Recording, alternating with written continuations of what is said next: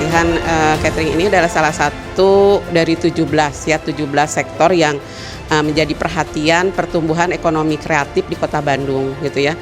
Wisata kuliner ya, jadi pertumbuhan ekonominya dari segi kulinernya.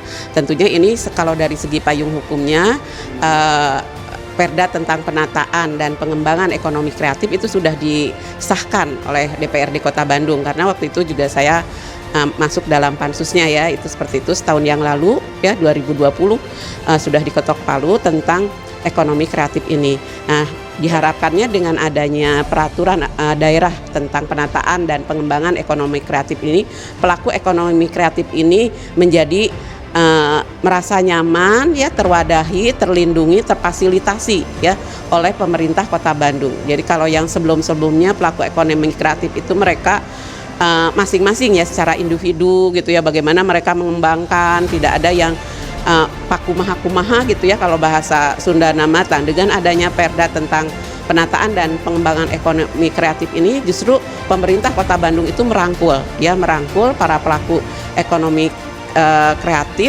dan yang diwadahinya itu oleh Dinas Kebudayaan dan Pariwisata.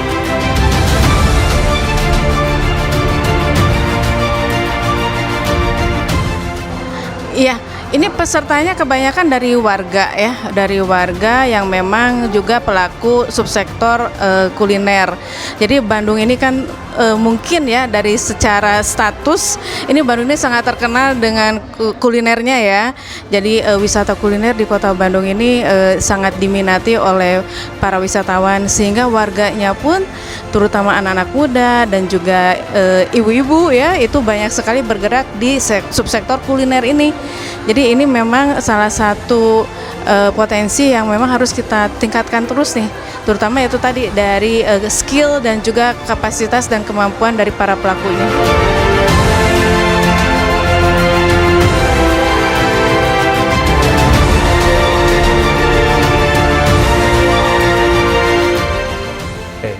Pertama, materinya dibagi dua, ada teori dan praktek.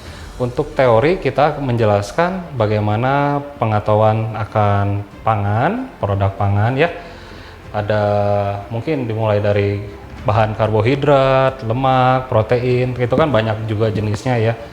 Oke, selanjutnya pengetahuan akan tentang hygiene dan sanitasi, bagaimana kita mengelola makanan sesuai dengan standar kebersihan, karena mungkin sekarang kan lagi pandemi ya, jadi kita harus menjaga protokol supaya kita tidak menularkan penyakit, bukan hanya COVID, tapi berbagai jenis penyakit yang lain melalui makanan yang kita sajikan.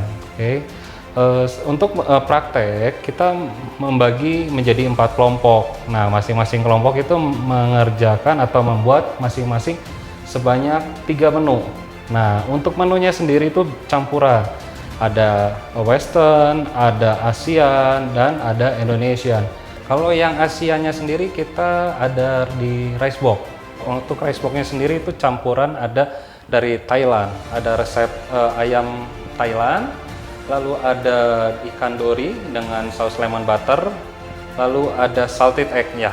Oke, untuk yang Eropanya kita menggunakan yang namanya lasagna. Selain bahannya banyak dijual di tempat umum, pembuatnya juga cukup mudah, itu dapat dijual untuk menarik anak-anak, bekal untuk anak-anak sekolahan.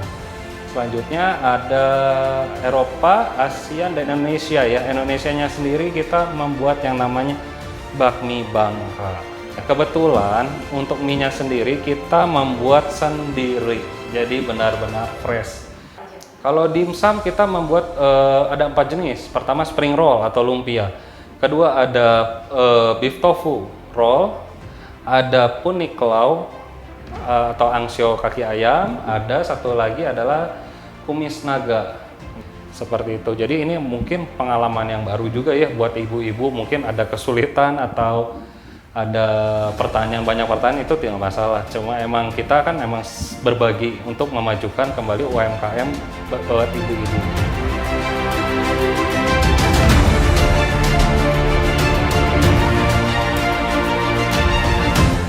Kesan mengikuti pelatihan catering selama 4 hari ini sangat berkesan sekali.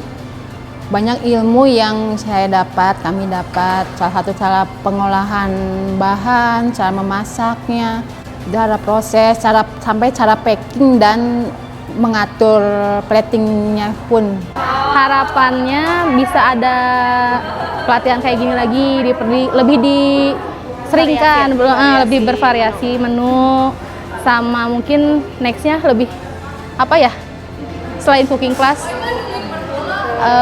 ke ini mungkin ya apa pelatihan yang lain, pastry, roti gitu. Saya berharap kedepannya masih banyak pelatihan-pelatihan yang lain mengenai apa ya, pengembangan, cara pengemasan dan juga pemasaran, juga promosi dan juga dokumentasi untuk kedepannya. Harapan saya mungkin untuk kedepannya kalau bisa dari dinas-dinas itu ya, kalau untuk pesan nasi box atau apa, kalau ada acara-acara harusnya ke kami aja yang udah mengikuti pelatihan gitu. Soalnya kan timbal balik kami lah sambil promosi gitu. Kan dari dinas yang ngadain, kami yang ikutan. Nah dari dinas juga harus mempromosikan produk kami. Kami ucapkan jazakallahu khairan katsira, mudah-mudahan Allah mengganti yang lebih baik, yang lebih besar lagi mungkin insya Allah, dan bermanfaat bagi masyarakat luas.